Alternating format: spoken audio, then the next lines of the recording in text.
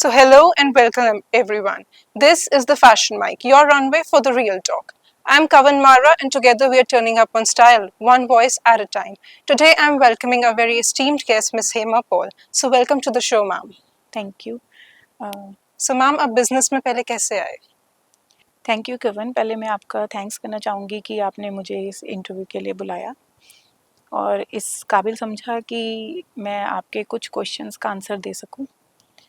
अब आपके क्वेश्चन का आंसर देती हूँ कि मैं बिज़नेस में कैसे आई। मेरे बैकग्राउंड में कोई भी बिजनेसमैन नहीं है, घर में कोई भी बिजनेस बैकग्राउंड से नहीं था और मुझे कुछ करना था लाइफ में, तो सोचा कि पहले कैसे सोशल वर्क तो मेरे को अच्छा लगता था करना, लेकिन मैंने सोचा कैसे करें, जॉब करूं, कुछ फैमिली की कुछ इश्यूज थे। उस टाइम पर मैंने सोचा जॉब कर लेते हैं, जॉब से स्टार्ट करते हैं, क्योंकि 13 इयर्स मैं हाउसवाइफ रही हूँ। उसके बाद जब सोचा कुछ करने का, तो सबसे पहले मेरे मन में आया कि मैं जॉब कर लेती हूँ। जॉब का प्लान मैंने इसलिए ड्रॉप कर दिया क्योंकि मेरे बच्चे बहुत छोटे थे। तो मैंने सोचा कि नहीं, बिज़नेस में जाऊंगी और जो चीज़ें मैं करना चाहती हूँ, सोशल वर्क भी मैं बिज़नेस के थ्रू कर सकती हूँ। तो ये मेरे मन में पहला पॉइंट था कि मैं बिज़नेस में जाऊंगी ताकि मैं अपनी फैमिली और अपने बिज़नेस दोनों को टाइम दे सकूं और जो सोशल वर्क करना चाहती हूँ वो बिज़नेस के साथ साथ कर सकूं। तो मैंने, आप ये कह सकते हो कि मैंने बच्चों की वजह से और फैमिली को भी देखना था, उसकी वजह से बिज़नेस को चूज़ किया। Very inspiring, ma'am. Thank you. So, आपकी क्या इंस्पिरेशन थी फेमविंग्स को स्टार्ट करने के लिए? इंस्पिरेशन कह सकते हैं हम कि मुझे औरतों के लिए कुछ करना था। जैसे कुछ औरतें करना चाहती हैं अपनी लाइफ में बहुत कुछ, वो मेरे पास जब मैं सोशल वर्क थोड़ा करती थी, जब मैं हाउसवाइफ थी, तो उस टाइम पे मैं जब लोगों से मिलती थी तो मैं ये देखती थी कि औरतें कहती हैं कि हम पढ़े लिखे नहीं हैं, स्किल्स नहीं है उनके पास, तो हम भी कुछ करना चाहते हैं, क्या करें? तो मैंने सोचा इनके लिए कि इनको मैं अपनी कंपनी में क्यों ना जॉब दूं, जो औरतें करना चाहती हैं। सबको तो नहीं दे सकते, धीरे धीरे करके आगे बढ़ते हैं, ग्रोथ होती है। तो कुछ औरतों को मैंने अपना कंपनी के अंदर चांस दिया कि आप लोग आओ, उनको स्किल्स, मतलब पहले उनकी स्किल जो डेवलपमेंट होती है वो करी। उसके बाद जब उन्होंने देखा कि कैसे काम करते हैं, सिखाया गया, उनको ट्रेनिंग दी गई, उसके बाद उन्होंने हमारे साथ ज्वाइन किया और वो आगे बढ़े। तो मैम, इको फ्रेंडलीनेस का जो कॉन्सेप्ट है आजकल वैसे भी काफ़ी ज़्यादा ये कॉन्सेप्ट चर्चा में है, बिकॉज सस्टेनेबिलिटी का कॉन्सेप्ट है, ग्लोबल वार्मिंग होती है। तो आपने इस कॉन्सेप्ट के बारे में कैसे सोचा? इको फ्रेंडली बनाने का मेरा एक मन में ये ख्याल था कि सैनिटरी पैड बनाना है और वो ऐसा होना चाहिए जिससे कि मैं औरतों को हाइजीन प्रोवाइड कर सकूं। जब हम सिंथेटिक उसमें जाते हैं, आपने देखा होगा जब हम कपड़ा इस्तेमाल करते हैं सिंथेटिक, जब हम अपने आपस में पहनते भी हैं, तो जो कपड़ा सिंथेटिक होता है वो हमें गर्मी में चुभने लगता है ना? और जो प्लास्टिक कह लो या किसी तरह का भी सिंथेटिक कपड़ा कह लो, जब वो फैब्रिक आता है ना, तो वहाँ पे मॉइस्चर रहता है। तो मॉइस्चर जब रहता है तो वहाँ पे बैक्टीरियाज क्रिएट होते हैं। जब बैक्टीरिया क्रिएट होते हैं तो उसके बाद वो जर्म्स और फिर यूटीआई इन्फेक्शंस उनके थ्रू होते हैं। तो मैंने सोचा कि पैड ऐसा बनाए जो कॉटन का हो, पूरा दिन ड्राई फील कराए, इको फ्रेंडली हो, उसको यूज़ करने के बाद जब उसको डिस्पोज भी करें तो भी वो एक तरह से बायोडिग्रेडेबल पैड हो जो कि वो डिस्पोज हो जाए, है ना? तो ये एक मन में था कि मैं इको फ्रेंडली और इस तरह का कोई प्रोडक्ट बनाऊंगी जिससे औरतों को सेहत भी मिले और एनवायरनमेंट भी हमारा ख़राब ना हो। बहुत अच्छा मैम कॉन्सेप्ट है, बिकॉज आजकल सारे जितने भी सैनिटरी पैड्स आते हैं वो मोस्टली सिंथेटिक के ही बने होते हैं, जी और उससे एसोसिएट से बहुत सारी प्रॉब्लम्स डॉक्टर हमें बताते हैं जी। अक्सर। तो और मैम जब ये आप इन्फेक्शन, मैं बताती हूँ, जब इन्फेक्शन बढ़ता है ना तो वो हर दूसरे तीसरे दिन इन्फेक्शन हो जाना। और कभी भी आप नोटिस करना, जब हमारे पीरियड्स ओवर होते हैं हम्म, उसके बाद लड़कियों को यूटीआई की प्रॉब्लम ज़रूर होती है। यस, 90% तो होती है, क्योंकि जब अच्छा पैड इस्तेमाल नहीं करेंगे हम्म, तो इस तरह की प्रॉब्लम्स आएंगी। हमें एक ऐसा पैड चाहिए जो कि इको फ्रेंडली हो, बायोडिग्रेडेबल हो और पूरा दिन हमें ड्राई फील कराए और हेल्थ भी दे। अगर घर की औरतें ठीक रहेंगी तो सब कुछ ठीक रहेगा, किसी एग्जैक्टली। का भी काम नहीं रुकेगा। जी। तो मैम आपने फेमविंग्स नाम कैसे सोचा? फेमविंग्स नाम, फेमविंग्स का मीनिंग है, फेम मीन्स, फेम वर्ड जो आया, मैं आपको बताती हूँ इसको ब्रेक करके। फेम जो वर्ड है वो फेमिनाइन मीन्स लेडी। हम्म, इसके अंदर जो विंग्स है, विंग्स वैसे तो हम स्पेल करते हैं WINGS, लेकिन मैंने, अगर आप देखोगे फेमविंग्स में वी डाला है, हम्म, VINGS। तो वी हमारा है 5 डेज ऑफ, जो हमारा साइकिल होता है वो yeah, रोमन नंबर 5 है, लेकिन बोलने में हम उसे फेमविंग्स बोलते हैं। और विंग्स का मतलब मैं औरतों को एक उड़ान देना चाहती हूँ कि वो हेल्दी रहें और अपने जीवन में जो करना चाहती हैं बिना रुके कर सकें। एक विंग्स मतलब एक उनको उड़ान देनी है। जैसे मैं कुछ करना चाहती थी तो मैं, कोई भी चीज़ हम इनिशिएट करते हैं उसके पीछे कोई एक ना एक इंसान रहता है हम्म, या कोई ना कोई एक संस्था रहती है जो हमें आगे बढ़ाती है। तो बस यही एक उसके साथ मैंने ये स्टार्ट किया। फेमविंग वर्ड वहाँ से आया है, feminine plus I mean fem, we, 5 days of cycle और विंग्स, यानी कि उनको उड़ान देनी है औरतों को। पीरियड्स में भी वो रुके ना, काम करती जाए। एग्जैक्टली मैम, हम्म, वेरी नाइस। हम्म। तो मैम आप खादी इंडिया से कैसे जुड़े हुए हैं? हाँ, ये क्वेश्चन आपने अच्छा किया कि खादी से कैसे जुड़े। खादी जो है, मैं ये कहूँगी मेरा काम जो है वो खादी की वजह से ही स्टार्ट हुआ। हम उसको कहेंगे KVIC। तो KVIC की एक स्कीम थी, PMEGP की, जो प्रधानमंत्री जी की एक स्कीम थी, जिन्होंने जो औरत को, जैसे हम कह रहे विमेन एम्पावरमेंट के ऊपर मोदी जी बहुत काम कर रहे हैं, तो उन्होंने ये स्कीम निकाली थी और ये स्कीम KVIC की थी रिलेटेड। तो KVIC में मैंने अप्लाई किया ऑनलाइन, कि जब मुझे किसी ने बताया कि ऐसे ऐसे कोई स्कीम निकली है आप अप्लाई कर दो, मैंने कहा ठीक है, तो मैंने अप्लाई कर दिया उसको। अप्लाई करने के बाद तो जो KVIC के जो भी उनके रूल्स रेगुलेशन, जो भी क्राइटेरिया था वो सारा फुलफिल किया। उन्होंने बैंक को बोला जाके वेरिफिकेशन करके आइए, तो वेरिफिकेशन हुई। वेरिफिकेशन होने के बाद फिर उन्होंने मुझे लोन सैंक्शन करके दिया। बैंक था SBI।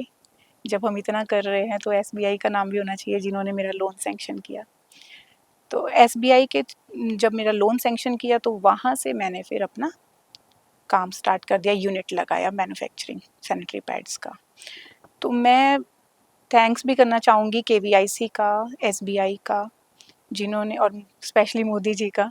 अगर ये स्कीम ना होती तो कुछ भी ना होता। तो बस यही एक कारण था जो मेरी जर्नी जो स्टार्ट हुई खादी के साथ, मैं यहाँ से जुड़ी, ऐसे जुड़ी। खादी KVIC जो है ना वो नए नए स्कीम्स के साथ आता है और वो बताता है, यहीं तक नहीं है, आगे और आप कुछ पूछेंगे तो मैं आगे डिटेल में बताऊंगी आपको। और मैम खादी के जैसे बहुत सारे प्रिंसिपल्स होते हैं, सेल्फ रिलायंस एंड सस्टेनेबिलिटी, हम्म। उन पे कैसे आपका ब्रांड जाता है? सेल्फ रिलायंस में मैं आपको बस ये बोलना चाहती हूँ कि जैसे KVIC ने मुझे लोन दे के मेरा काम स्टार्ट करवाया और मैंने उसको टाइमली पे करके और सस्टेनेबिलिटी लेके आई। ऐसे ही हम लोग भी जो हमारा, जैसे गांव-गांव में जाके हम SHG ग्रुप चलाते हैं। जब हम बता रही थी मैं पहले भी आपको कि हम SHG ग्रुप चलाते हैं ताकि लोगों को आत्मनिर्भर कर सकें। विमेन, ज़्यादातर हम औरतों को जोड़ते हैं अपने साथ, ऐसे जी ग्रुप जो ज़्यादातर होते हैं वो औरतों के ही होते हैं। तो वो घर घर जाके अपने पैड्स सेल करती हैं।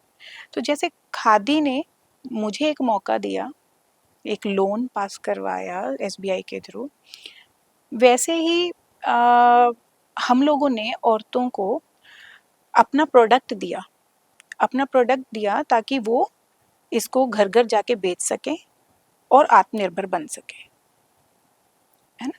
तो हमने इस तरह से, मतलब हम लोग इंटर रिलेट करते हैं। जैसे खादी ने मेरा काम स्टार्ट करवाया, आगे मैंने फिर और औरतों को काम, उनको आत्मनिर्भर बनने में उनकी हेल्प करी। तो मैम आप खादी के जो प्रिंसिपल्स है उनसे कैसे मैच करते हैं फेमविंग्स?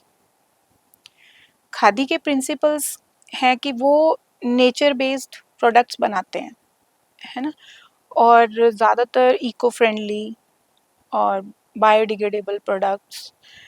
तो जब खादी जो ऑर्गेनिक प्रोडक्ट्स में काम कर रहा है ना, तो मैंने फैमविंग्स जो हमारा है वो भी ऑर्गेनिक बेस्ड है। जैसे कॉटन पैड्स हम बना रहे हैं, हम सिंथेटिक पैड्स नहीं बना रहे, तो हम उनका एक प्रिंसिपल ऐसे अडॉप्ट कर रहे हैं। हमने भी कॉटन पैड्स बनाए, जैसे खादी कॉटन के ऊपर काम कर रहा है, फिर उसको ड्यूरेबिलिटी आ जाती है ना। जो ऑर्गेनिक चीज़ें होती है ना, उनकी ड्यूरेबिलिटी भी होती है हमने, और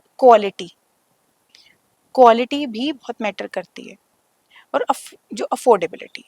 अब खादी जो है वो ऑर्गेनिक चीज़ें तो बना ही रहा है, लोगों को उसके बारे में बता भी रहा है, अवेयर भी कर रहा है, और रीजनेबल रेट पे दे भी रहा है। कई लोगों को ये लगता होगा कि खादी के प्रोडक्ट्स महंगे हैं, लेकिन ऐसा नहीं है। खादी के प्रोडक्ट्स बहुत अच्छे हैं, ऑर्गेनिक है, जो कि हमारे एनवायरनमेंट के लिए भी बहुत अच्छे हैं, हमारी हेल्थ के लिए भी अच्छे हैं, और रीजनेबल प्राइसेस पे भी हैं। ऐसा नहीं है कि बहुत महंगे हैं। अब जैसे हमारे पैड्स हैं, वो हम बहुत रीजनेबल प्राइस पे दे रहे हैं, तो हम भी वैसे ही चल रहे हैं उनके प्रिंसिपल्स के ऊपर। हमने ऑर्गेनिक इको फ्रेंडली पैड्स बनाए हैं और अफोर्डेबल प्राइस पे, तो हमारे प्रिंसिपल्स ऐसे मैच करते हैं। तो मैम एक फैशन से रिलेटेड क्वेश्चन है, जैसे खादी अक्सर आता रहता है फैशन इंडस्ट्री में नाम, आजकल ब्रांड्स आ गए ज़ारा और H&M, फास्ट फैशन ब्रांड्स, जो दूसरा तरह का कपड़ा यूज़ करते हैं, सिंथेटिक कपड़ा यूज़ करते हैं, और खादी एकदम प्योर ऑर्गेनिक कपड़ा यूज़ करता है। तो आप इसके बारे में क्या कहना चाहेंगे? देखिए, किसी भी ब्रांड के लिए तो हम नहीं बोल सकते कुछ भी, सब ब्रांड अपने आप में अच्छा काम कर रहे हैं। मैं तो सिर्फ खादी का बता सकती हूँ कि खादी जो है वो जो कपड़ा बना रहा है ऑर्गेनिक बेस्ड है। अगर वो कोई केमिकल, मतलब केमिकल तो वो यूज़ करते नहीं है, अगर वो कोई कलर यूज़ कर रहे हैं तो वो भी ऑर्गेनिक कलर्स होंगे, है ना। और ऑर्गेनिक कलर, जैसे आपने बहुत पहले अपनी बुक्स में भी पढ़ा होगा, जैसे एक दिन मैं अपने बच्चों को पढ़ा रही थी कि जो इंडिगो कलर है वो एक प्लांट से आता है ना। तो इसी तरह जो नेचुरल कलर्स हैं, ऑर्गेनिक कलर्स हैं, खादी उन्हीं कलर्स को यूज़ कर रहा है, और एक ऐसा कपड़ा दे रहा है जो कि ड्यूरेबल भी है। और जो फास्ट फैशन है ना, उसमें केमिकल्स यूज़ होते हैं, और जो ड्यूरेबिलिटी है वो इतनी नहीं है ना। तो आप कह सकते हैं कि जो वो एक कहावत है ना कि हम कहते हैं कि महंगा है, महंगा है, महंगा लो लेकिन वो ज़्यादा देर चलता है। लेकिन हाँ, ऐसा नहीं है, अब खादी बहुत आगे बढ़ रहा है। खादी ने अपने और भी जो आजकल का फैशन है उससे रिलेटेड बहुत सारे चीज़ें बना दी हैं। खादी सिर्फ अब शॉल या एक जैकेट या साड़ी तक ही सीमित नहीं है। खादी ने आजकल के यूथ को देखते हुए फैशन से रिलेटेड कपड़े भी बनाए हैं, लेकिन वही ऑर्गेनिक और ड्यूरेबिलिटी और हर चीज़ नेचर बेस्ड रख के खादी बहुत आगे जा रहा है, ग्रो कर रहा है। और मैं तो सबको यही कहूँगी कि ऑर्गेनिक चीज़ों में जाएं। Very nice ma'am. और मैम एज अ वुमन आपने क्या क्या चैलेंजेस फेस किए जब आपने बिजनेस स्टार्ट करने का सोचा? सबसे बड़ा चैलेंज तो मेरे बच्चे थे, चैलेंज तो ये सबसे बड़ा था क्योंकि जब मेरे बच्चे छोटे थे, मैं किसी मीटिंग में जाती थी ना, वो फ़ोन कर देते थे, मम्मा जल्दी घर आओ, हमारे पेट में दर्द हो रहा है। तो ये बहुत बड़ा चैलेंज था, फैमिली को भी सँभालना, स्पेशली बच्चों को। मैं ना वैसी वाली मम्मा नहीं बनना चाहती थी कि मैं बिज़नेस में ही डूब गई और परिवार को सपोर्ट नहीं किया या परिवार को ध्यान नहीं दिया। मैं ये चाहती थी कि बस मैं अपनी फैमिली को भी देखूं और अपने ऑफिस को भी संभालूं और जो समाज सेवा करना चाहती हूँ वो भी करूं, बिजनेस भी ग्रो करूं, अर्निंग्स भी आए, क्योंकि सस्टेन रहने के लिए हमें अर्निंग तो चाहिए, है ना। और चैलेंजेस आते हैं हमें कवन कि जब हमें ये नहीं पता होता, हम बिजनेस तो स्टार्ट कर देते हैं, अब बिजनेस स्टार्ट हो गया, अब हमें ये नहीं पता कि इसको आगे और कैसे चलाएं और कैसे ग्रो करें। तो उसमें हमारा केवीआईसी ने बहुत हेल्प की। केवीआईसी ने अपनी जो और भी स्कीम्स होती हैं वो बताते हैं हमें, कुछ उनकी ट्रेनिंग्स होती हैं। सबसे पहले तो उन्होंने मेरे को ट्रेनिंग भी दी थी, मैं ये बताना भूल गई, उन्होंने मेरे को ट्रेनिंग दी थी, ईडीपी बोलते हैं उसे, एंटरप्रेन्योरशिप डेवलपमेंट प्रोग्राम। ये मैंने लिया उनसे, मैंने ऑनलाइन ट्रेनिंग ली। मुझे पता चला, जैसे कि मैं बिजनेस बैकग्राउंड से तो थी नहीं, मुझे पता चला कि बिजनेस को कैसे रन करना है। अब बिजनेस रन करना सीख गए। किताबों में पढ़ पढ़ के तो हम कुछ भी कर सकते हैं, हमें लगता है बड़ा आसान है, कर लेंगे, लेकिन जब हम उसे प्रैक्टिकल लाइफ में करने लगते हैं तो हमें पता चलता है अच्छा अब ये कैसे होगा, अब वो कैसे होगा। जैसे एक पैकेट ही हमने बनाना है, अब उस पैकेट के ऊपर एक आईएसआई मार्क होना चाहिए, बीएसआई सर्टिफाइड होना चाहिए, वो आईएसओ आपके पास होना चाहिए। ये सारी चीज़ें मुझे ट्रेनिंग के दौरान पता चली। फिर उनको कैसे पूरा करना है, कहाँ मैं कहीं अटक जाती थी, कुछ होता था तो जो केवीआईसी के अधिकारी हैं उनके पास जाते थे, उनसे पूछते थे, वो बताते थे। अपने ट्रेनिंग प्रोग्राम्स में जब भी होता है वो हमारी हेल्प करते थे कि आप आइए, ज्वाइन करिए और सीखिए। मैं तो सारे एंटरप्रेन्योर्स को ये कहूँगी कि जिस माध्यम से आपने कुछ भी चीज़ स्टार्ट की है, आप उसको अच्छे से फॉलो करो और जो रुकावटें आती हैं वो डिस्कस करो और आगे बढ़ो। चैलेंजेस तो बहुत थे। फिर प्रमोशंस में हेल्प करता है। अब खादी ने अब जो हमारे पैकेट्स हैं फेमविंग के, उसके ऊपर खादी इंडिया का लोगो है, तो अपने आप में ही खादी ने एक तरह से हमें अपना नाम दे दिया, है ना। वो हमें सिर्फ काम देने तक सीमित नहीं था, उसने हमें ट्रेनिंग भी दी, उसने हमें प्रमोशंस में हमारी हेल्प करी, हमारा एक ब्रांड बनाने में हमारी हेल्प करी। तो ये सारे चैलेंजेस मैंने फेस किए, लेकिन देखो मुश्किल आती है, मुश्किल से पहले जो मेरे एल्डर ब्रदर है, उन्होंने मुझे एक चीज़ सिखाई थी कि मुश्किलें आती हैं, लेकिन मुश्किल से पहले ना उसका सॉल्यूशन बना हुआ है। तो कभी भी कोई प्रॉब्लम आए, कुछ चैलेंजेस आप फेस करो, आराम से सोचो कि इसका सॉल्यूशन क्या है, और उसका सॉल्यूशन निकलेगा ही निकलेगा, और फिर आगे बढ़ते जाओ।